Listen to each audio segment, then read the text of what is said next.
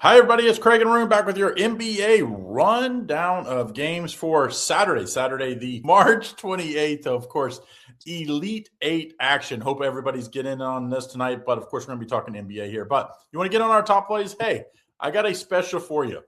Normally, it's you get us both of us per sport for $99. That's a heck of a deal. It's already two for the price of one.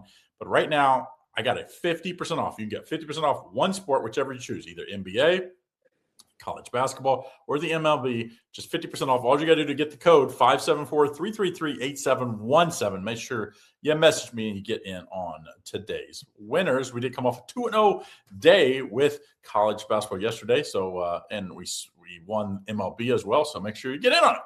Okay, here we go. Spurs and the Bucks. Spurs. Whoa, 18.5 point favorite on the road here. Of course, no Giannis. That's the big reason here. Total 226. What do you like here? So now you have San Antonio, coming in this game. They're rolling, right? They've won 9 of their last 10. They beat Memphis, and they covered against Memphis, too, on a huge line of 17.5. Milwaukee, of course, rolls in, losing 99-130 against the Blazers, 96-129 against the Clippers.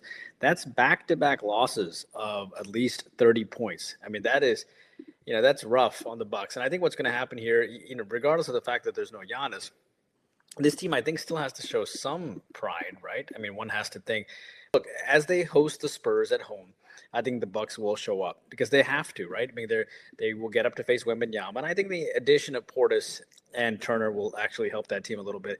I like the Bucks first half. I like the Bucks for the game. Craig, Detroit hooks up against the Minnesota Timberwolves here. Detroit comes in as a 2-point dog, right? Who do you like here? The two star players, not playing tonight. Cunningham probably going to be out rest of the year.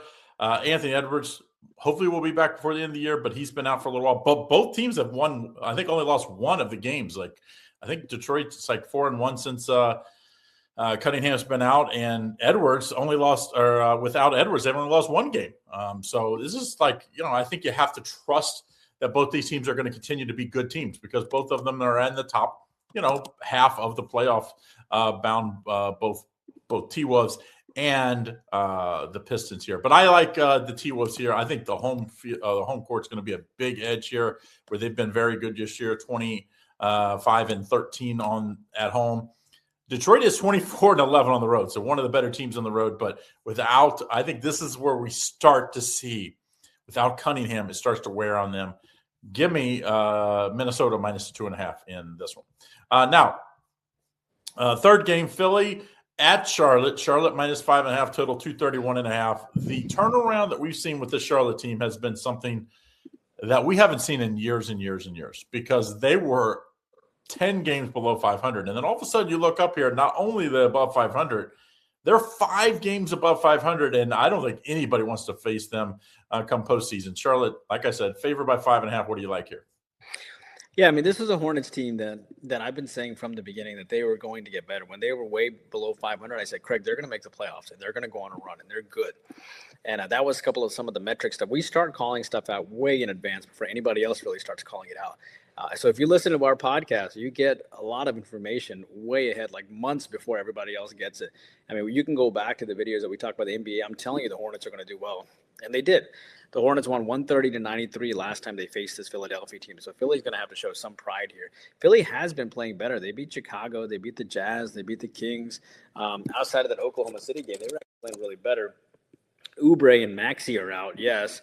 But guess who's back? Mr. Paul George, right? Paul George is back, and that's a pretty darn big thing. George came back with 28 points. Embiid played as well. Then you tack on Grimes and Edgecombe, and that's pretty good. That's not a bad team at all. And you're still missing Maxey and Oubre when they come out. They're going to be pretty good.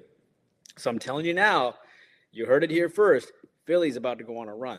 You can come back to this video on March 28th. Philly's about to go on a run. That's why they're a 5.5 point dog today. They had a lot of backups that were playing, and all those backups were getting good. Now their starters are coming back, so now they have so much depth now. Charlotte coming off a nice win against the Knicks. They have Boston on deck. Charlotte's won 5 in a row.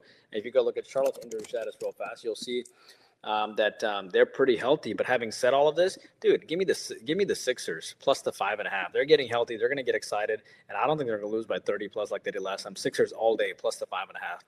Don't forget to like and subscribe and turn on notifications so you don't miss out on all the great content we have here at Doc Sports. Craig, the Sacramento Kings are facing my Hawks here as a 14.5-point dog. My Hawks beat them 133-100 earlier this year. Sacramento, of course, coming off a tight loss against Orlando, but they covered. They lost by 4 points after getting blown out by Charlotte. My Atlanta Hawks are coming in after a loss against Boston, but they played well, 102-109, not bad. 8 games above 500. They've won their last 8 out of 10. Who do you like? Yeah, now you got to get kind of look at things differently because, yes, do I think Atlanta's going to win? Yes. That is without a doubt. I think Atlanta will find a way to win this game, even in a back-to-back spot with a rest disadvantage. But Sacramento has been 6-4 against the spread. It's 14.5 points. And Atlanta has a lot bigger fish to fry, as you say, kind of looking forward. If you look at Atlanta, you kind of see what they have. They have Boston on deck here, have a day off, and then Boston, then Orlando, then Brooklyn. So 2 pretty good games in front of them. I like the underdog here, plus all the points, plus the 14.5. Next game, we have 2 games left here. Bulls and the Grizzlies. Bulls favored by 3. Total 245. What do you like here? The Bulls won 132-107 back on March the 16th, and that was just a little while ago. The Bulls coming off a loss to Oklahoma City and to Philadelphia. And, I just want you to know the Bulls have also gone over the last 3 straight games, too. They just gave up 131 points. Just a casual 131 points. A couple of things here. Memphis rolls into this game, having lost now 5 straight and losing 9 of 10, which is terrible. They lost to Houston 109-119. It really comes down to who really cares about this game. And the Bulls, again, rocked them 132-107 last time. If you go take a look at Chicago's injury status, you'll see, Chicago still has, Ivy, Collins are both out. But for the most part, they're pretty healthy. And then with Memphis just really isn't starting any of their star players right now. Morant, Edey, Wells, Clark, Pippen Jr., Caldwell Pope. I think the Bulls win this game again, man. I really do, because as they come off this loss against Oklahoma City, the Bulls put out a pretty good lineup. Okoro, Giddey, Jones, Sexton, Miller, Dillingham, Buzelis. That's a pretty good lineup. And the Grizzlies aren't putting out anybody. I mean, if you went back and looked at their lineup against Houston, Hendricks, Jasper, Prosper, Coward, Small, Spencer, it looks like a bunch of apostles playing. It's just a bunch of random people. So, I'm going to take the Bulls on the money line here. I think that's probably the safer play. But again, I'm probably not going to be on this. It might not be on my card just because it is, you just can't trust either of these teams. All right, Utah plus 16.5-point dog here against Phoenix, Craig. That's a huge line. Phoenix did beat them 118-96. We did talk about the last game against Utah and Denver, and I said that game's going to go over, and it did. Look, Phoenix beat them 118-96 last time. Utah beat them the time before 138-134 in overtime. Utah coming off that tight loss to Denver, 129-135. That was their Super Bowl. What happens here? Utah losing 8 of the last 9. Phoenix losing by 2 points to Denver. They also covered against Denver. But Phoenix has slowly been fading away, losing 6 of the last 7. Who do you like? Yeah, the key for Utah has been they just don't want to win games. You know what I mean? Like, they're trying to make it look like to the league, like we're trying to win by playing, a couple of different stars every day, but then, these phantom injuries for the other guys. They covered against the Denver yesterday, so they don't. They're in a back-to-back against a rested Phoenix team. They're getting a lot of points here. The talent of Jazz is there.